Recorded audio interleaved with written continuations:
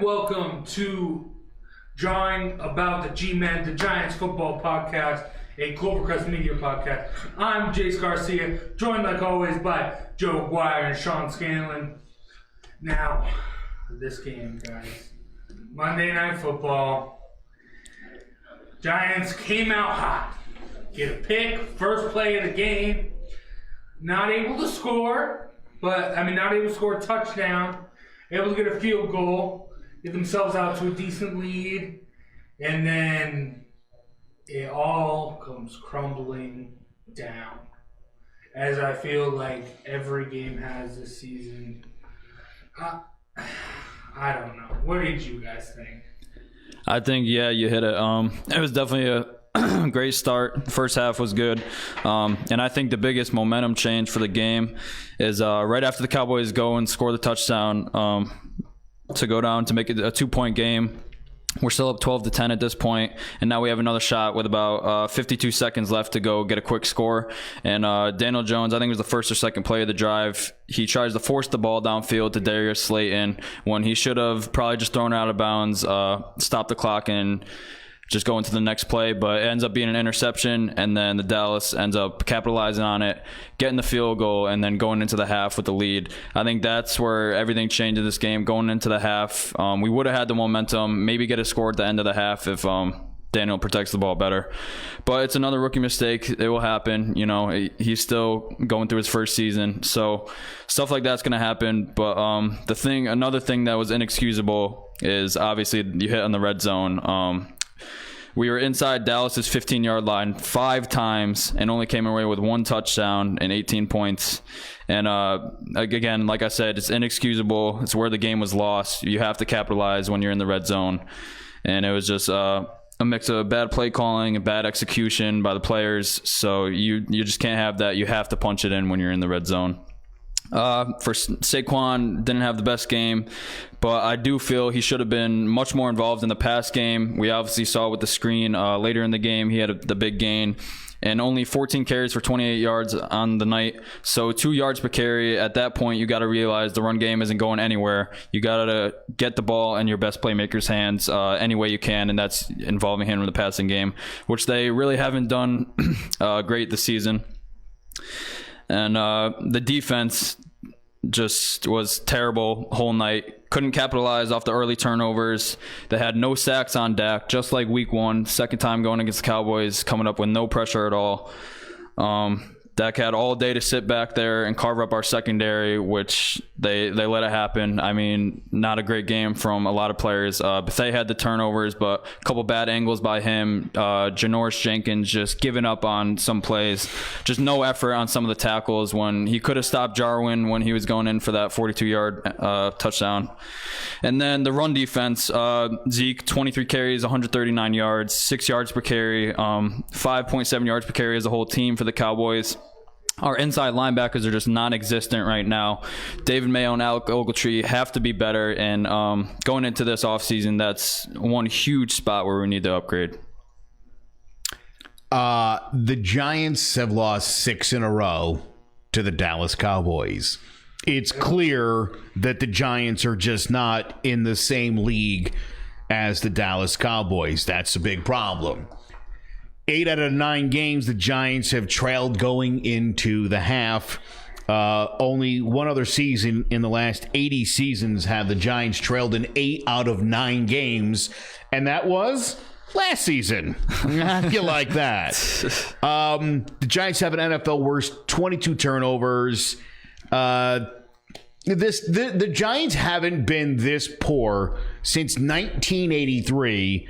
The year Bill Parcells became head coach, they went 3-12-1. This team's a mess.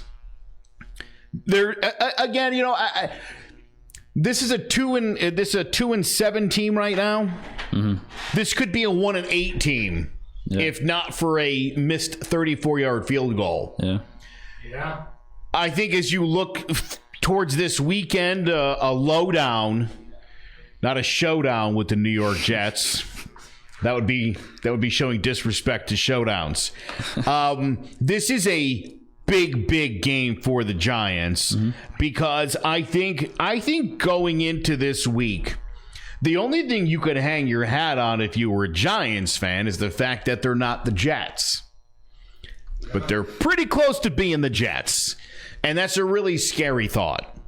So, another disappointing all-around game. You know, it's funny. My wife hates football. She likes cats. I made her come in and look at the cat, and then the Giants, what was it, 34-9 after that, or whatever the score. I mean, it was ridiculous. Yeah, probably the biggest storyline of the night for the Giants. I saw a really great video of the cat making a catch at the 1 yard line. I don't know who did that, but it was pretty dope. Yeah. This team's a mess. There's one other. I've been all over this guy, and with good reason, because he's an idiot. Here was Pat Shurmur's quote after the game. Are you ready? This is Pat Shurmur. I'm disappointed we didn't do enough to win this game. That's where I'm at. I'm disappointed we didn't win. I think everyone in the locker room is that way. That's where it's at. That's what Pat Shurmur said about that performance. I'm disappointed we didn't do enough to win. Hey, newsflash, Pat. You're the guy who's supposed to come up with the game plan that would include enough to win the damn game. Like, what is going on here? I find this guy to be so unbelievably clueless. Like, it hurts sometimes that Pat Shurmur, he comes across as like an idiot to me most of the time. Yeah. Call it like you see it, man. This team stinks. Just say that. Because you sound like a delusional moron. Yeah, I'm glad you brought up Pat Shurmur. That quote sounds like he's trying to be Belichick, but Belichick wins games. Mm-hmm. That's a key difference. Yeah, you can't be like 15-47 as a head coach and try to act like Bill Belichick. Yeah, he's making it seem like he has some secret system that works, and that it's all just being underplayed, and that he's keeping it secret. But I mean, at the same time, you have a terrible record in your tenure with the Giants. You look before that. I mean, I understand you were with the Browns head coach, but still, your overall record is not great. So, and he doesn't have any accountability. His press conferences after every week are just abysmal. I mean, you gotta go up there and account for what went wrong and what went right, and how you're gonna fix that moving forward. And every week he doesn't do that. Now, I had a little Twitter conversation with Keys to the City. I don't know if it was Trevor or Ted, but we discussed, originally it was about the Jets, and they obviously lost to the Dolphins, and Sam Darnold hasn't looked great. And what I brought up was Sam Darnold, this is his second year, he hasn't had any stability. 2 different coaches in 2 years. Then he also has to sit out because of mono. And in that conversation, that just made me rethink about the Giants. Like, I was all with you, Joe. Like, Pat Shurmur is a problem, and we need to get rid of him. But then, with that, how much is getting rid of Pat Shurmur, bringing in a new coach, not knowing where that coach is going to be, how is that going to hurt Daniel Jones? He's shown talent, he's shown glimpses of greatness. But I think you need a stable learning environment to actually learn and grow. I don't know that necessarily the consistency of the same coach matters as much as having a good coach with a good game plan. The Giants aren't scoring enough points. And that's a problem, and you're not putting your team in position to win games. I don't feel like the Giants have had one single game this season where they've played 4 competitive quarters in the same game. No, it's been up and down, sporadic. You either get blown out in the first quarter and you're playing catch up the rest of the day, or you just don't show up for the fourth quarter and you lose. But it's been every week, and there's one person to blame for this, and it's got to be your head coach. There's no way around this. He's not putting this team in position to win football games. He's just not doing it. Yeah. And it's a problem, and it's really starting to add up at this point. Because I think last week or 2 weeks ago, I was trying to help out Shurmur's case by saying what you're saying now. Daniel Jones shouldn't have to go into his second season learning a whole new offense and a whole new system. But at the same time, I'm kind of leaning towards, it's just it's just not working out. The game plans obviously aren't doing great. I talked about the red zone. I mean, you got to be able to punch it in 5 times. Only coming up with 1 score is literally unexcusable. You have to get it in the end zone. And I just think that, it might be time to look into a new coach, especially if we lose this week. I think that will be the tipping point. I think the loser of this weekend's game, Jets-Giants, probably doesn't have a job on Monday. I think there's a very real possibility. I'll give you another Pat Shurmur. You talked about Janoris Jenkins' attempted tackle on Blake Jarwin. Shurmur said, quote, "He just missed a tackle. He was making an effort to tackle him." Pat Shurmur, if you thought that was an effort to tackle somebody, you shouldn't be the head football coach of the Giants. Okay? That was a weak and pathetic effort from, and I love Jack Rabbit, but it's pretty clear he's been very vocal about how unhappy he is, and his effort on the field and his complaining, you sort of see like where things are going in the opposite direction. If the Giants release Janoris Jenkins after this season, they'll save $11.25 million against the cap with just $3.5 million in dead money. Now, we've been talking a lot about DeAndre Baker and the strides he's been making, and kudos to DeAndre Baker because apparently he's just winging it. DeAndre Baker, this is stunning. Yep. Week 10 in the NFL, DeAndre Baker has no idea how the Giants' defensive scheme works.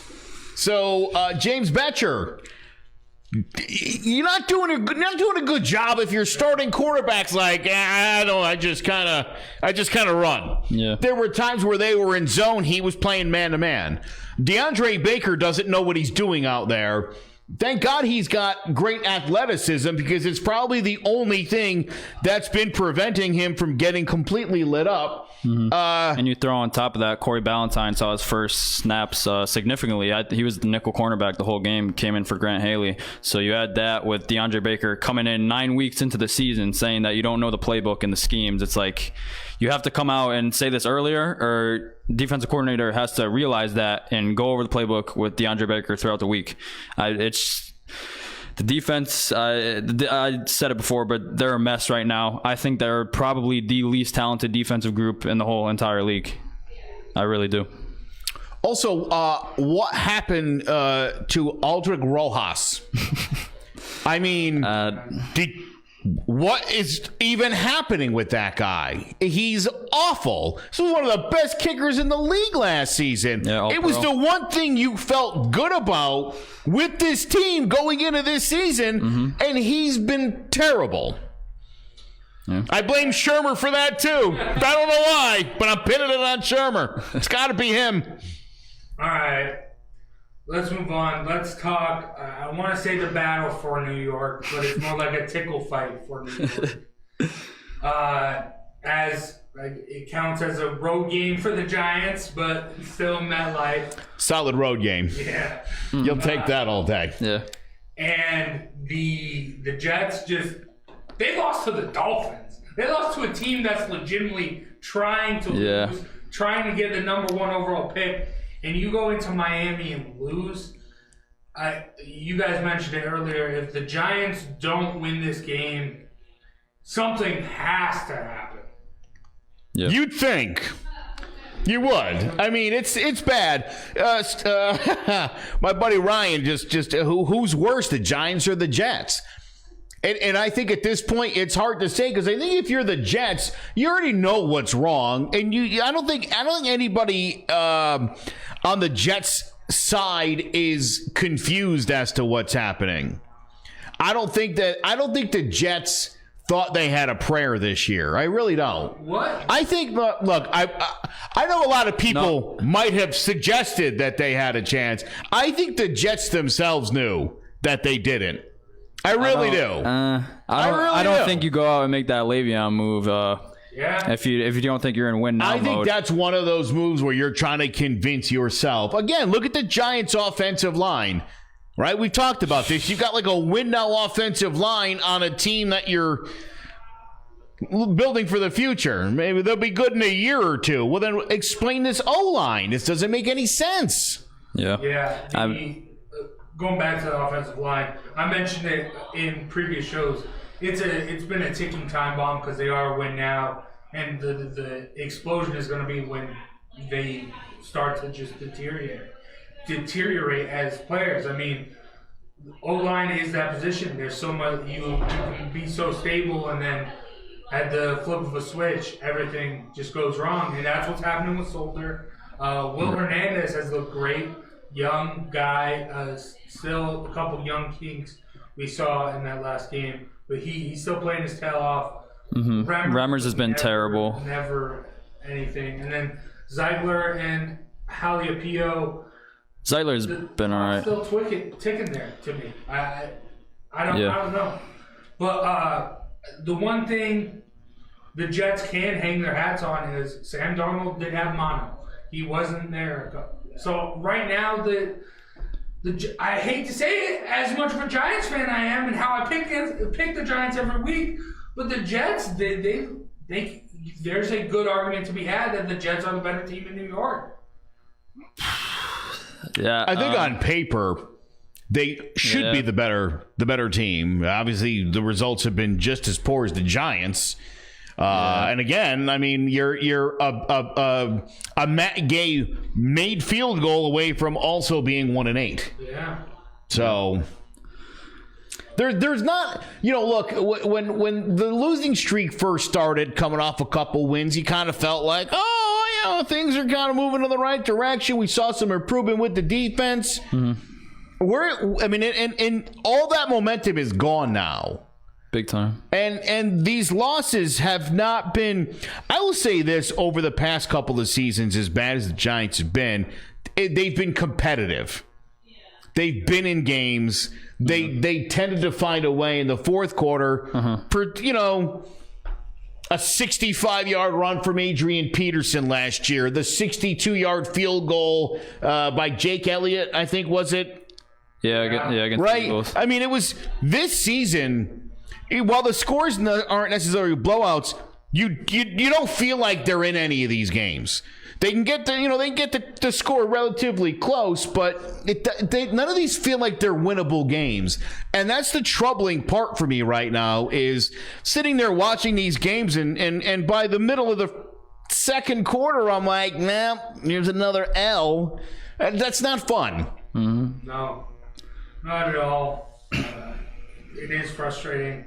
I guess I did just defend the Jets against the Giants. I guess if you did want, you could look managerially and in the front office and the problems the Jets are having with Jamal Adams wants to be traded and all that stuff.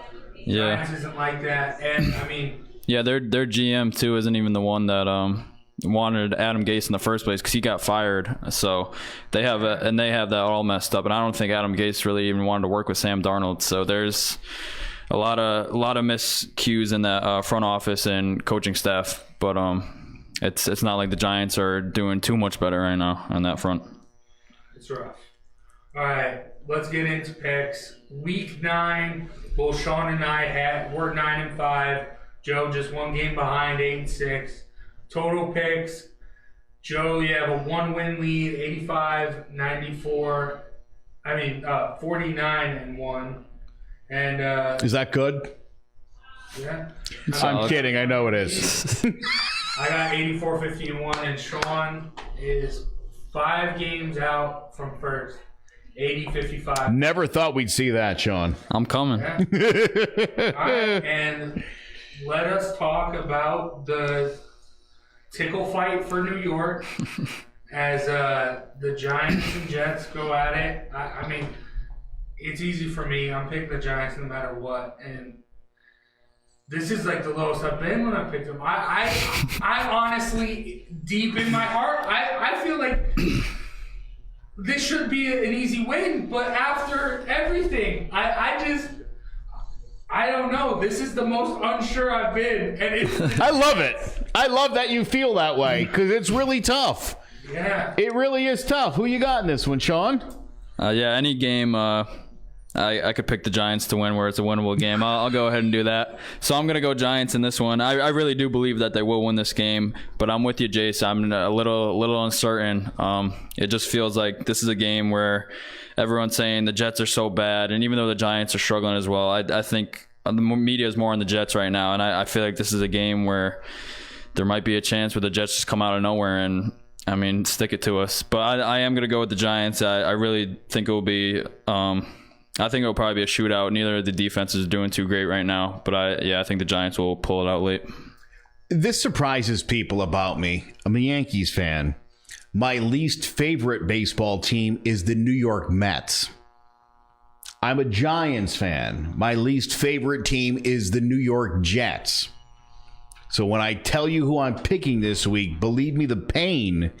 This is like me picking the Cowboys all over again. Oh, God. But I do believe them New York Jets, Jets, are going to put up a win this week.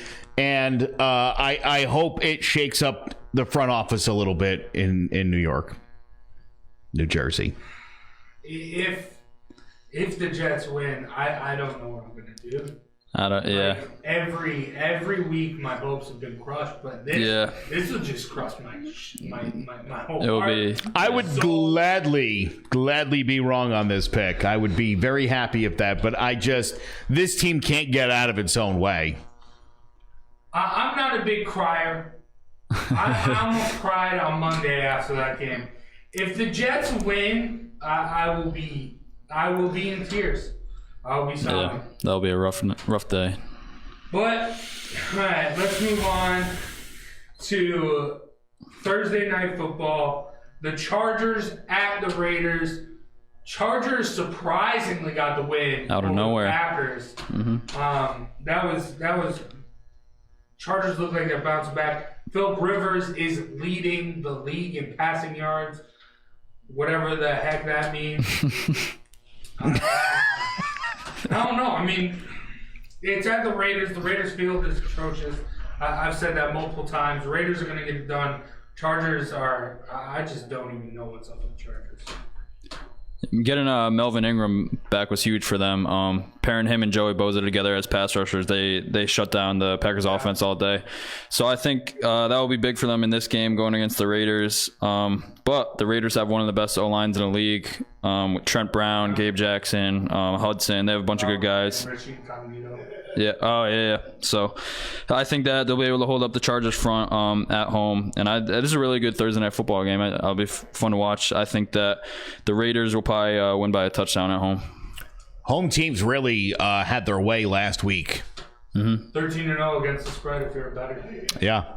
I think the only home team that lost was Giants. 12-1, yeah. Yep. I'll tell you what. I've been down on the Raiders for most of the year, and that's been a mistake. That's been a mistake on my part. I agree with a lot of what you said about this football game. I think the Raiders just match up well here with the Chargers. I'm going to take the Raiders. Yeah. For some reason, I have a sneaking suspicion that the Chargers are going to start to go on a run here. So do I. I feel like... Because going into the season, they were, a lot of people were saying maybe even Super Bowl contenders after the hot year last year. They usually either start off hot and then end bad, or start off bad and end good. So I can perfectly see that happening. I'm sticking with the Raiders, though. By the way, if you think Eli Manning is washed up, if you're of that mindset, what do you say about Phil Rivers? He's leading the league in passing yards. That doesn't mean anything. That doesn't mean anything. That's because they've been trailing so much. When Jared Goff's thrown for around 400 yards multiple times this year, and he's not even a good quarterback. No. I hate Jared Goff. That's just me. But, yeah. All right. Then starting off Sunday football, the Lions at the Bears, a big battle for the NFC North. I think this is going to be very telling in who is the dud in the NFC North. I really like the Lions. I picked the Bears the past couple weeks, and they've just been so bad. Mitch Trubisky he's got something going on.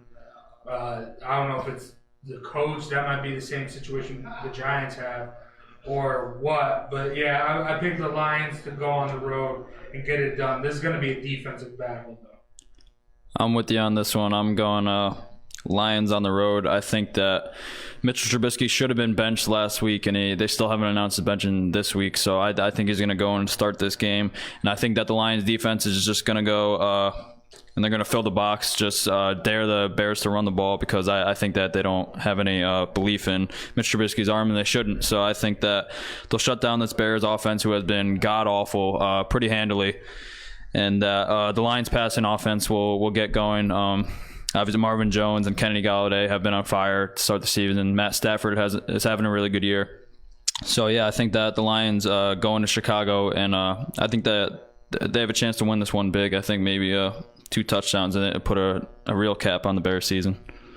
I initially was going to pick the Bears because the Lions are an improved team. Yeah. But going into Chicago is tough. Mm-hmm. But I don't know. Is Chicago that different from Detroit? I mean, I guess in that Midwestern mindset, no. Yeah. But it's Soldier Field. It's a special place. But then again, I guess this isn't a special Bears team. Mm-hmm. Lions. I'll take the Lions. I talked myself into it. That's a tough one. I'll tell you what. Yeah. I got a lot of buddies in suicide leagues. I just recently found out. I didn't know everybody else does this. This is a tough week for picks because there are a lot of 3 and 4 kind of ish teams facing off this week. Mm-hmm. And if you've already taken the Pats and the Niners and the Ravens and some of those teams, there's not a lot of great selections left. Yeah. I'm riding high on the Colts this week. We'll get into that. Yeah. A great pick this week would be the Ravens, who are screeching hot off that Pats win as they go to the Bengals. I think this is a really easy pick to make. The Ravens all the way. No explanation for this one. Ravens by 1,000. I think that's very accurate. Ravens by at least 1,000, perhaps 2,000. Yeah, I could see it. It depends on what kind of mood they're in. But yeah, that's a no-brainer game. I figured that'd be the case here. So my man Joey Rinaldi, listener and a fan, one of my friends, he gave me the idea to ask a question on the show. And since we're all picking the Ravens, Lamar Jackson versus Michael Vick, who does what better, and how do they match up with one another? It's still early in Lamar's career, but I think that, he's showing the promise that he has a chance to be much better than Mike Vick. Obviously, Mike Vick, he had those years in between where he went to jail and when he came back to the Eagles. But his early dominant years with the Falcons, there was no better dual threat QB in the NFL history, and now we're seeing another coming of him in Lamar Jackson. I think that I don't know. I'd say Michael Vick is probably a little bit better of a passer at this point, but I think in terms of the mobility and running the ball and keeping himself safe, not getting himself into injury-prone runs where he knows how to protect himself, I think that he's probably a better runner. I think that Mike Vick is probably a superior passer at this point. But Lamar, it's not like he's a bad passer. He's definitely improved this year. His numbers, I think in QB rating, he's in the top 5 or 10. So his passing has definitely improved. It'll be interesting to see going down the line how much better he can get.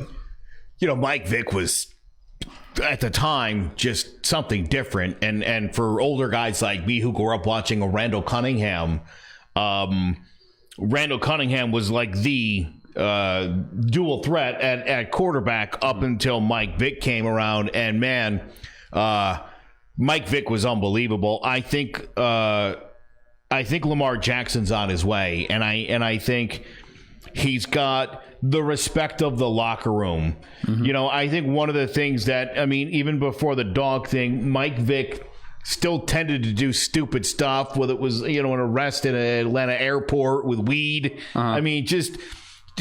Mike Vick was not a very smart guy. I think Mike surrounded himself with the wrong kind of people. There's no issues with Lamar Jackson. And I think, as you mentioned, Mike was a better passer at this point. I think Lamar Jackson is a better leader. Mm-hmm. I think he's got the intangibles, and I think he can be that long-term guy that Mike really never ended up being because of all the off-the-field crap. Yeah. I like I said, like you both said, Lamar Jackson better. I think he's more elusive, faster. Mike Vick, I think the only reason you would put him as a better passer is because of his days at Philly, where he wasn't as mobile, and he did have that. I think he does have he had better arm strength than Lamar Jackson, but I think at this point in Lamar Jackson's career compared to that point in Mike Vick's career, I think Lamar Jackson's a better passer than Mike Vick was. So I'm excited to see what Lamar Jackson develops into, and if he can stay outside of Mike Vick's troubles and what can come. Now let's get back into picks. The Bills go to Cleveland to take on the Browns. Freddie Kitchens, another coach that's on the hot seat with Adam Gase and Pat Shurmur. I don't expect him to be staying as the coach that long, and I think the Bills go in and get it done pretty handily. The NFL is a crazy week-to-week league.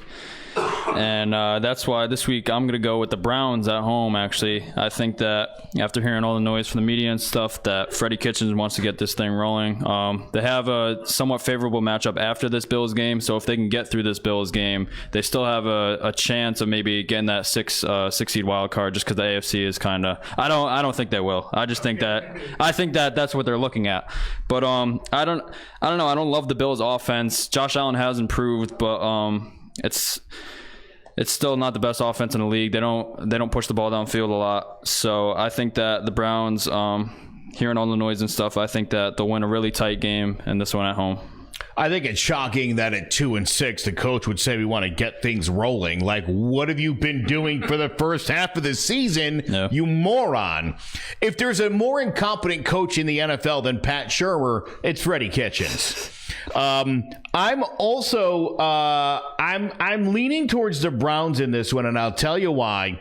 I've had Odell and Landry on my fantasy team all season, and there was a week where they didn't combine for double digits. It was 5 and 4 points. That's how pathetic it was. They put up a combined 30 last week. Finally, Mayfield was able to get these guys to football. I don't believe that a 6-2 team can be bad. I know people keep saying this is the worst 6-2 team ever. I think it's very disrespectful to the Bills. All that said, this has been a weird season in the NFL. Going Browns. All right. I'll regret that later, but for right now. I'm forced to start OBJ in my fantasy league. Same here. The Texans having a bye, so I can't start DeAndre Hopkins. But I think the Bills will be able to get it done. Then the Chiefs go to Tennessee to take on the Titans. I don't know if Patty Mahomes supposedly is going to be back. He's been getting a lot of reps in practice. Last I heard, it looks like he is definitely going to be starting. All right. Nice. I like to use the Titans' logic a lot. This should be a game where they lose, so they might hang in there. But Chiefs, especially if Patrick Mahomes is back, coming back off an injury, I think he'll light it up even more. Yeah, Chiefs are going to get that done, but this should be sneaky close, I think. Matt Moore or Mahomes, I'm going to go Chiefs in this one because their offensive weapons are just unbelievable. They have so much speed in that field. So, and the Titans secondary is all right, but I think that they'll go out and exploit them. And Ryan Tannehill is terrible. He's not giving you anything. He had a bad week last week, and I don't think. And the Chiefs' defense is improving with Steve Spags, familiar face. He's got them playing good right now with a couple injuries. So I think that the Chiefs will go into Tennessee and win big in this one. Yeah, Are you going to continue to ride that Mariota list? you know how I am with this, man. I hate that because again, this is one of those games where like they're supposed to lose, so they probably will win. But I don't know. Mahomes back. I can't see the Chiefs dropping a 6-4. If the Chiefs were home, I don't know. Maybe I would go against the Chiefs at this point because that's been a real problem. I'm going to go Chiefs. Okay. I'm going to go Chiefs. All right. And then a NFC South matchup as the 1-7 Falcons go to the 7-1 Saints. This should be really easy. Saints all day. Falcons are a disaster. This one's going to be a blowout, especially with Drew Brees another week down from his injury. This offense is going to be explosive. I think Alvin Kamara is coming back as well. So, yeah, Falcons no chance in this one. Saints win huge at home. Yeah, look, I think there's, especially this particular week, there's not a lot of no-brainer games. I think the Saints game certainly is. Love to see Alvin Kamara actually make a contribution. He's been killing me all year in the fantasy. So here's hoping. But yes, I think Saints quite easily in this one. All right, and this next one's pretty tough. Cardinals at Bucks. I've been struggling going back and forth on this game because I feel like Jameis Winston has finally decided that he likes Mike Evans again, so he's throwing him the football. But Kyler Murray is the number 1 overall pick for a reason, and he's had a solid year. It's tough. Bucks aren't necessarily too good at home, so I'm going the Cardinals to get it done on the road. I agree with you on this one. If you look at the Bucs schedule, they get up for the big games. They beat the Rams on the road. They sent the Seahawks to overtime last week, and then they beat the Panthers, who are still in the playoff hunt. But other than that, against all the other bad teams, they've lost and squandered it. And not to say that the Cardinals are a terrible team. They had a rough start, but ever since then, they won 3 games in a row, and then they took the Niners right down to the wire on Thursday night. So I really like what Kingsbury's doing with this offense. I think that they'll get it going, and I think that they'll go into Tampa Bay and actually win this one probably by 2 touchdowns around, I would say. Are you aware of the fact that Kyler Murray is the leading rusher this season for the Arizona Cardinals? Kenyon Drake looked really good Thursday night, though. He sure did. And they're going to need that.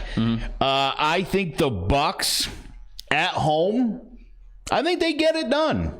I love Kyler Murray. He's been riding my fantasy bench all season. Got him 1 start. He did quite well. Gave me almost 30 points. But I feel like, I don't know, something's telling me the Bucs. I mean, if the Bucs couldn't win on Rondé Barber Day. Yeah, come on now. It's a lot of pressure. It's a lot of pressure. The second greatest Barber brother of all time. Yeah. How do you get up for that game, you know? All right, then the Dolphins coming off their first win of the season against the Jets. You smelling a winning streak? No, I had them down last week too, and then you guys. Well, did we convince you otherwise? Yeah, you did. I had the Dolphins down originally, and then you guys were like, "Whoa!" And I was like, all right, maybe they won't." But I should have kept it. Yeah. Well, the Dolphins go to Indianapolis to take on the Colts, who right now Jacoby Brissett is listed as day-to-day after suffering a sprained MCL. So we might see Hoyer, but regardless. The Colts defense is too good to let. I don't even know if the Dolphins will score anything but field goals, if that. And this isn't a revenge game for Ryan Fitzpatrick. Oh, and the kid who just took over a running back, Walton. He got suspended. It's suspended. Oh, yeah, 4 games. So you're down to it's bad. Yeah. It's bad if you're who's running the ball for the Dolphins. Kalen Balog? Yeah. I don't even know how to say anybody want to take that? Nah, I'm good. I'll pass. Yeah. So, yeah, Colts all the way, at home, in the dome, get it done. After a tough loss on the road to the Steelers, I think that they'll bounce back. Hoyer or Brissett, I think that, because Hoyer, aside from the pick 6, he looked actually pretty decent. And going against this Dolphins secondary, I think will carve them up. I think that the Colts will win this game pretty easily at home. Indy finally let me down last week, but it wasn't Jacoby Brissett's fault, so I'm going to forgive them. And I agree. I definitely think Hoyer looked all right, and I think Hoyer is going to be enough to beat the Dolphins. All right. And then the Panthers go to Green Bay, go to Lambeau Field to take on the Packers, who just got upset by the Chargers. The Panthers, Cam Newton is officially done for the season, placed on IR due to his foot. So they're full in Kyle Allen, because no one knows what's going to happen with Cam Newton after the season. So with all that being said, I mean, Packers going back at home after a tough loss against the Chargers. No way they lose this game. Packers, get it done.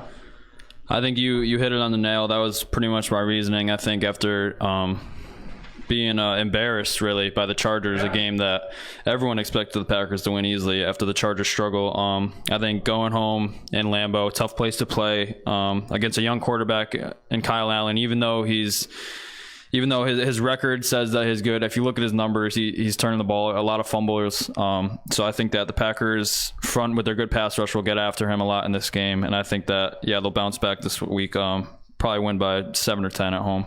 I think Carolina makes it a game. I think Carolina may even lead at points in this game. It won't be in the fourth quarter, and it won't be at the end. But I think Carolina is playing well. I think, McCaffrey's really set himself apart from everybody else in this league right now. He's a monster. I mean, he is a week in and week out guy. You know what you're going to get for him. Yep. If you had the first pick in your fantasy draft, hopefully you did the right thing and you picked him up, because if you didn't, you're probably kicking yourself right now. All that said, though, I got the Packers winning this one. Yeah. All right. Then the Rams go to Pittsburgh to take on the Steelers.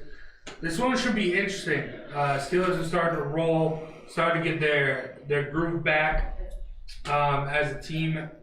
But, the Rams, you can say the same about the Rams after a shaky start. I think the Rams go in, get it done in Pittsburgh. Yeah, I think that this will be a pretty good game. I think that the Steelers will probably hang around up until the fourth quarter at home, but then I think the Rams will probably pull away. I think that the Rams will probably win by a touchdown in Pittsburgh. I, too, will go with the team that's been rolling, the Rams. I feel like I think we've been waiting all season for these guys to get on track. It's getting late early. I think this is going to be a pivotal week for them to turn things around. Pretty sure they're coming off a bye too, right? Yeah. There's a big difference between 6-3 and 5-4, and the Rams seem more like a 6-3 than a 5-4 team, and the Steelers seem very much a 4-5 team, not a 5-4 team. Just obviously the way things have worked out this season. So I like the Rams on the road. Little alliteration too. Then after the win against our Giants, they host the Minnesota Vikings. This one's tough, but anytime I can go against the Cowboys, I will. I think Dalvin Cook will have himself a day. Still not sold on Kirk Cousins, but their defense will help them get it done. And Minnesota goes into Dallas and takes it down. Yeah, you got two teams really going against their kryptonites here. Kirk Cousins, primetime games, he's usually terrible.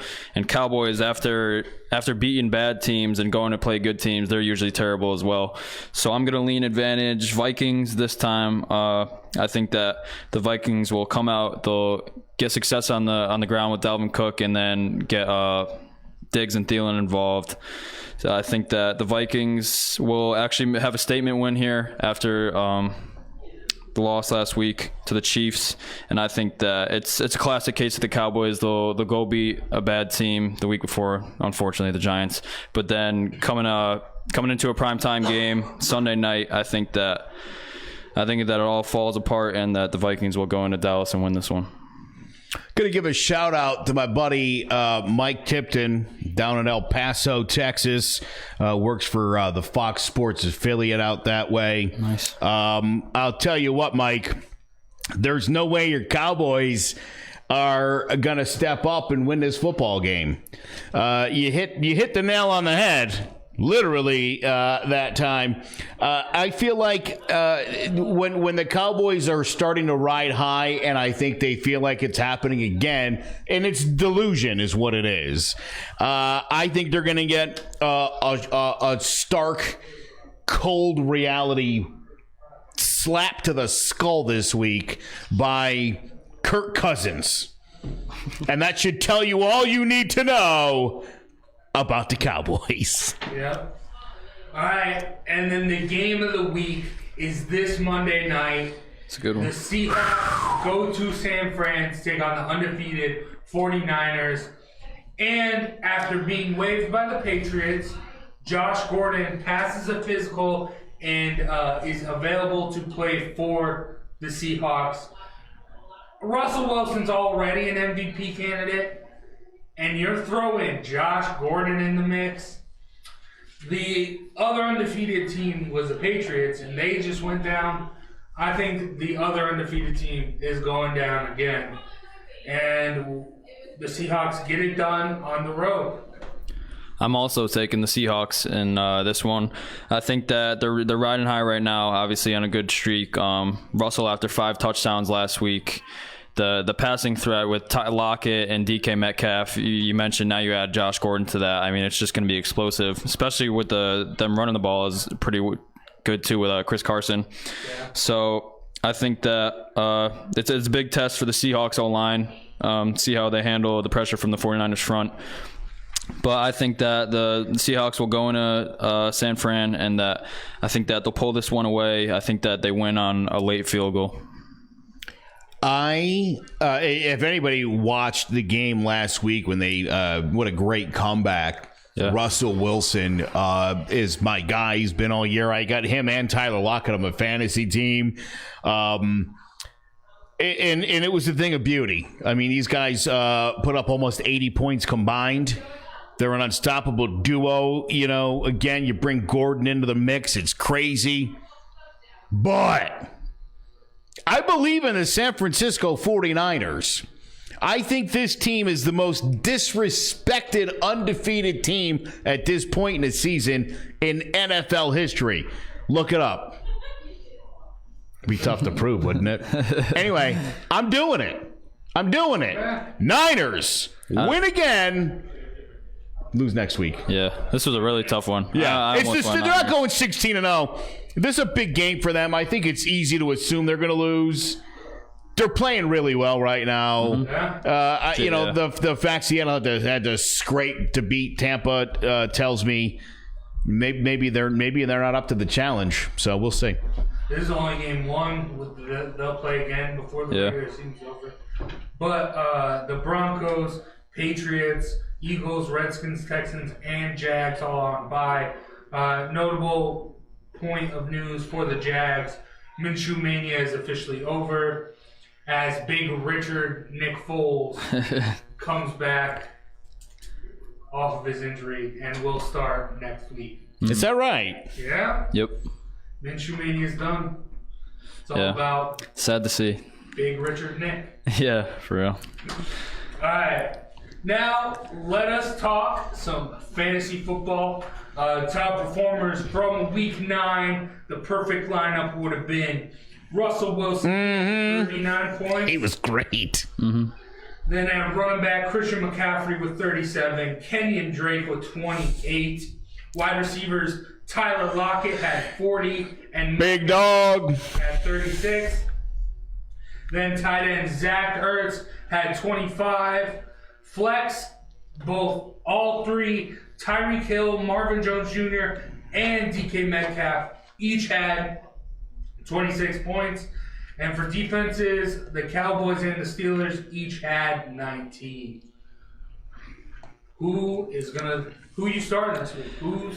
Open your fantasy team up. My big matchup for QB, I'm going my guy, Danny Dimes, against the Jets. They don't have a great pass rush, and their secondary isn't one of the best in the league. So I like the matchup this week. And after another rough game, having 3 turnovers, I think that he protects the ball this week and that he puts up a big number against the Jets. Running back, I like Devin Singletary for the Bills. After coming off injury the past 2 weeks, I think he got 20 carries last week. So his volume is high right now, and going against the Browns run defense that has been shredded this season, I think that he's going to have a big game. Wide receiver, Hollywood Brown for the Ravens, had a quiet past couple weeks, and going against this Bengals secondary, one of the worst in the league with guys like B.W. Webb, who we know from last year. I think that he's going to have a monster game. And tight end, I like Hunter Henry for the Chargers. Ever since he came back from injury, he's been balling out. I like the matchup with the Raiders this week, and especially with the Chargers starting to gain some momentum, starting to find themselves in that playoff hunt for the wild card. I like Hunter Henry this week. Just an update for everybody. Alvin Kamara is listed as questionable, limited participation in practice today. That's a good sign. It looks like he might not play a lot if he does play on Sunday. I think you're looking at he and Murray probably splitting carries, so maybe this isn't the week to have Kamara. That's not a bad idea. I will be starting the duo of Tevin Coleman and Matt Breida. Last week I made the mistake of starting Coleman, and I ended up sitting Breida, and he ended up getting all the carries, and he found his way into the end zone. I will not be denied again. Obviously, man, Russell and Lockett, they've been carrying my team all season. I did just pick up the Ravens defense.